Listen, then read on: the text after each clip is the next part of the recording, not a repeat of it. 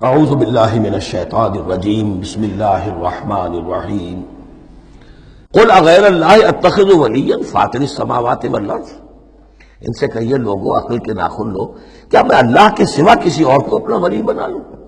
اپنا کارساز، اپنا مولا، اپنا مالک، اپنا حمایت اللہ کو چھوڑ کر کسی اور کو بنا لوں؟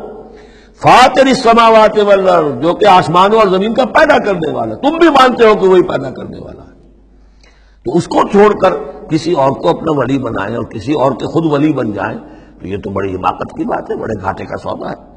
وَهُوَ يُطْعِمُ وَلَا يُطْعَمُ، وہ کھانا کھلاتا ہے، اسے کھانا کھلایا نہیں جاتا۔ تم تو بتوں کے سامنے تو رکھتے ہو، چڑھاوے اور حلوے مانے پیش کرتے ہو، اللہ کو تو کوئی ضرورت نہیں، وہ تو کھلاتا ہے تمہیں، وہ رازق ہے۔ قُلْ إِنِّي أُمِرْتُ أَنْ أَكُونَ أَوَّلَ مَنْ أَسْلَمَ، کہہ دیجئے اے نبی ڈنکے کی چوٹ، مجھے تو حکم ہوا ہے کہ سب سے پہلا فرما بردار میں خود بنوں۔ وَلَا تَكُونَنَّ مِنَ الْمُشْرِكِينَ، اور دیکھو تم ہرگز نہ ہو مشرکین کے اندر، مشرکین میں سے۔ قُلْ إِنِّي أَخَافُ إِنْ عَصَيْتُ رَبِّي عَذَابَ يَوْمٍ عَظِيمٍ، کہہ دیجئے کہ خود مجھے اندیشہ ہے اگر میں اپنے پروردگار کی نافرمانی کروں تو بڑے دن کے عذاب کا۔ میں بھی مستثنیٰ نہیں ہوں، میں بھی اللہ کا بندہ ہوں۔ جیسے آپ کو میں کہہ رہا ہوں کہ اللہ کی بندگی کرو، ایسے ہی مجھے بھی اللہ کی بندگی کرنی ہے۔ جیسے تم سے کہہ رہا ہوں کہ اللہ کی فرما برداری کرو، ویسے مجھے بھی کرنی ہے۔ اور جیسے تمہیں بتا رہا ہوں کہ اگر نافرمانی کرو گے تو پکڑے جاؤ گے، ایسے ہی میں بھی اگر بالفرض نافرمانی کروں گا تو مجھے بھی اندیشہ ہے۔ یہ بہت اہم آیات ہیں، ان کو سمجھنا چاہیے۔ قل انی اخاف ان عصیت ربی عذاب یوم عظیم من یصرف عنہ یومئذ فقد رحمہ، وہ عذاب جو ہے جس کی طرف سے پھیر دیا گیا اس دن، اس پر تو اللہ کی بڑی رحمت ہو گئی۔ وذالک الفوز المبین، اور وہی ہوگی روشن کامیابی۔ دنیا کی بڑی سے بڑی کامیابیاں ہیچ ہیں، کوئی حیثیت نہیں، دولت ہے، وجاہت ہے، وقتی عزت ہے، شہرت ہے، اقتدار ہے، یہ ساری چیزیں جو عارضی ہیں، آنی فانی، لیکن یہ ہے کہ اصل مبین جو کامیابی ہے، فوز، وہ وہی ہے۔ وَإِن يَمْسَسْكَ اللَّهُ بِضُرٍّ فَلَا كَاشِفَ لَهُ إِلَّا هُوَ، اب یہ توحید ہے جو بیان ہو رہی ہے۔ اور اگر تمہیں کوئی اللہ تعالیٰ کی طرف سے پہنچا دی جائے کوئی تکلیف، تو کوئی نہیں ہے اس تکلیف کا دور کرنے والا سوائے اس کے۔ تکلیف میں پکارو تو اسی کو پکارو، کسی اور کو نہ پکارو۔ لا تدعوا مع اللہ احدا، وہی ہے مشکل کشا، وہی ہے حاجت روا، وہی ہے تمہاری تکلیفوں کو رفع کرنے والا۔ وَإِن يَمْسَسْكَ بِخَيْرٍ فَهُوَ عَلَىٰ كُلِّ شَيْءٍ قَدِيرٌ، اور اگر اس کی طرف سے کوئی خیر تمہیں پہنچا دیا جائے تو یقیناً وہ ہر چیز پر قادر ہے، کوئی اس کا ہاتھ روکنے والا نہیں ہے۔ اسے کسی اور سے سینکشن نہیں لینی ہوتی کہ میں اپنے فلاں بندے کے ساتھ یہ خیر کرنا چاہتا ہوں، وہ تو عَلَىٰ كُلِّ شَيْءٍ قدیر ہے۔ وَهُوَ الْقَاهِرُ فَوْقَ عِبَادِهِ، اور وہ تو اپنے بندوں پر پوری طریقے سے زور آور ہے، چھایا ہوا ہے، مسلط ہے، کوئی بھی اس مخلوقات میں سے اس کے قابو سے باہر نہیں ہے، وہ قابو یافتہ ہے۔ وَهُوَ الْحَكِيمُ الْخَبِيرُ، اور وہ ہے کمال حکمت والا اور ہر شے کی سے خبر رکھنے والا۔ قُلْ أَيُّ شَيْءٍ أَكْبَرُ شَهَادَةً، اے نبی ان سے کہیے ذرا کون سی چیز ہے جو گواہی میں سب سے بڑی ہو؟ کس کی گواہی سب سے بڑی ہے؟ قُلِ اللَّهُ، خود کہیے اللہ کی گواہی سب سے بڑی ہے کہ نہیں؟ شہید بینی و بینکم، اور وہ میرے اور تمہارے مابین گواہ ہے۔ وَأُوحِيَ إِلَيَّ هَذَا الْقُرْآنُ لِأُنذِرَكُم بِهِ وَمَن بَلَغَ، اور میری جانب یہ قرآن وحی کیا گیا ہے تاکہ میں خبردار کر دوں تمہیں اس کے ذریعے سے، اور اس کو بھی جس تک یہ پہنچ جائے۔ یہ گویا کہ اس سورہ کے عمود کا عکس ہے، یعنی میں نے بتایا عمود کیا ہے، حصی معجزہ ہم نہیں دکھائیں گے، بات ختم، لیکن اصل معجزہ یہ قرآن ہے۔ اے نبی ہم نے آپ پر یہ قرآن اتار دیا، آپ اس کے ذریعے تبشیر کریں، اسی کے ذریعے انذار کریں، اسی کے ذریعے تذکیر کریں۔ جس کے اندر صلاحیت ہے، جو طالب حق ہے، جو ہدایت چاہتا ہے، وہ ہدایت پالے گا۔ باقی جس کے دل میں کجی ہے، ٹیڑھ ہے، تعصب ہے، ضد ہے، ہٹ درمی ہے، حسد ہے، تکبر ہے، وہ آپ 10 لاکھ معجزے دکھا لیجیے، وہ نہیں مانے گا۔ کیا علماء یہود نے مان لیے معجزے دیکھ کر حضرت مسیح علیہ السلام کے؟ کیسے کیسے معجزے، مردہ کو زندہ کر دینا، خلق حیات، یعنی گاڑے کا بنا ہوا پرندہ پھونک ماری اور وہ اڑتا ہوا پرندہ ہو گیا۔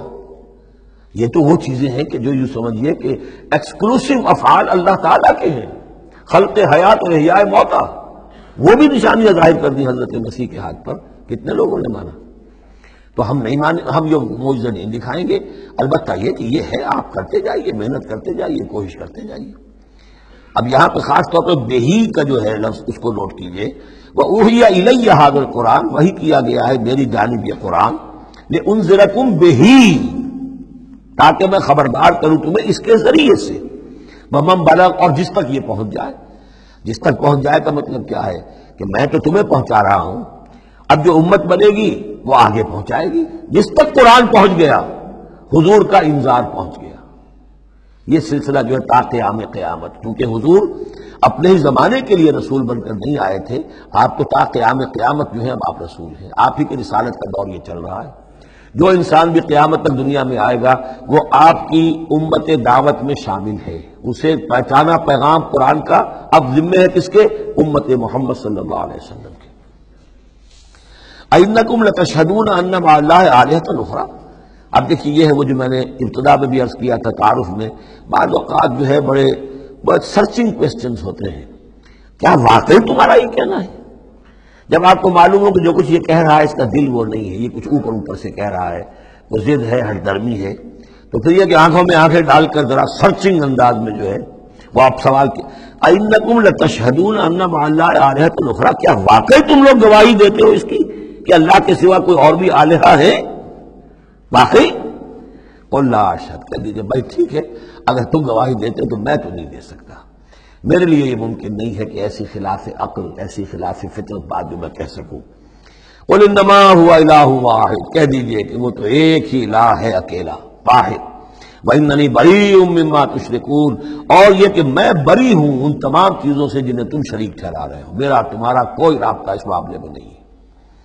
الَّذِينَ آتَيْنَاهُمُ الْكِتَابَ يَعْرِفُونَهُ كَمَا يَعْرِفُونَ أَبْنَاءَهُمْ، اب دیکھیے چونکہ یہ مکی دور کا آخری زمانہ ہے اور اس میں ظاہر بات ہے مدینہ تک بھی خبریں تو پہنچ چکی ہوئی ہیں، وہاں پر بھی کہ کوئی مکے کے اندر ایک دعوت ہے بڑے زور شور کے ساتھ شدت کے ساتھ اٹھ گئی ہے، اور وہاں پر وہ باتیں پہنچ چکی ہیں، اور بلکہ انہی کی طرف سے سکھائے ہوئے سوالات بھی مکے کے لوگ حضور سے کرتے تھے امتحاناً۔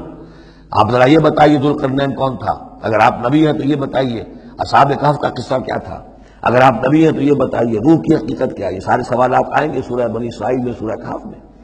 تو وہاں تک بات پہنچی ہوئی تھی، اور ظاہر بات ہے کہ ان کے جو لوگ تھے سمجھدار وہ سمجھ چکے تھے کہ یہ ہے وہ کہ جن کے ہم منتظر ہیں۔ یہ دوسری بات ہے کہ محروم رہ گئے۔ الذین آتیناہم الکتاب، وہ لوگ جنہیں ہم نے کتاب عطا فرمائی تھی، یعرفونہ، پہچانتے ہیں اس کو۔ ہو کی ضمیر دونوں طرف جا سکتی ہے، قرآن کی طرف بھی اور محمد کی طرف بھی صلی اللہ علیہ وسلم۔ باقی یہ میں واضح کر چکا ہوں، قرآن اور محمد مل کر ہی بینہ بنتے ہیں، یہ ایک ہی شے ہے، ایک ہی حقیقت ہے۔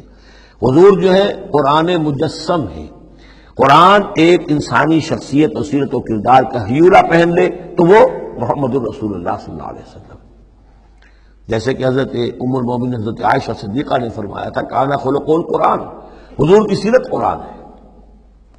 کما یعرفون ابناہم، جیسے کہ پہچانتے ہیں اپنے بیٹوں کو۔ الذین خسروا انفسهم فهم لا یؤمنون، البتہ جو لوگ اپنے آپ کو تباہ کرنے پر تل گئے ہیں تو وہ ایمان نہیں لائیں گے۔ صدق اللہ العظیم۔